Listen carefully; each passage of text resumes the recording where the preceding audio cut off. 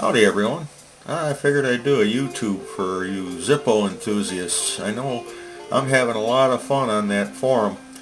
Um, this is a 1938 Zippo that I dug back in November. This one here, I can't remember what year it was. It's been that was back way back in the 90s, probably 92, 93, right around there. This one here I dug back in 2012. Matter of fact, it was June 9th, I think. This one here I dug this year. That was back in October this year.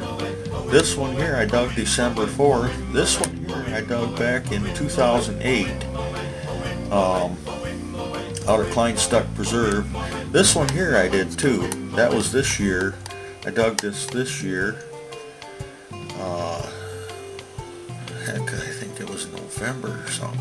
It was November something. I can't remember the exact date, but pretty cool. I really like my Zippos here. But you guys all have a Merry Christmas and a Happy New Year.